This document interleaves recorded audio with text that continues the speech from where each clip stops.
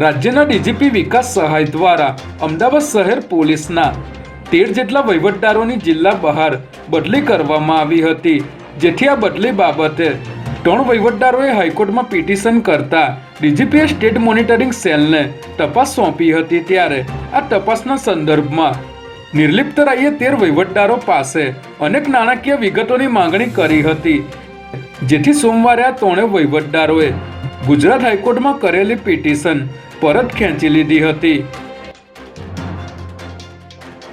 રાજ્યના ગૃહ વિભાગ દ્વારા સમીક્ષા બેઠકમાં મહત્વપૂર્ણ નિર્ણય લેવામાં આવ્યો છે, જેમાં અચાનક જ 30 જેટલા ધારાસભ્યો, નેતાઓ અને મહાનુભાવોની સુરક્ષાને પરત ખેંચી લેવામાં આવી છે।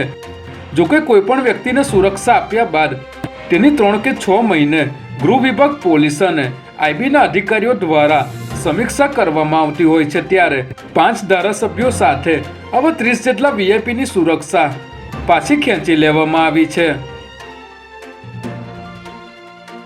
થલતેજના ટાઇટેનિયમ સ્ક્વેર નામની કોમર્શિયલ બિલ્ડિંગમાં લાગેલી આગ 3 કલાકની ભારે જહેમત બાદ કાબૂમાં લેવાઈ હતી, જેમાં આજે વહેલી સવારે 4 વાગ્યાના અરસામાં આ બિલ્ડિંગના 10મા માળે આગ લાગી હતી, જેના પગલે 9, 10 અને 11મા માળે આવેલી તમામ ઓફિસ બળીને ખાખ થઈ ગઈ હતી।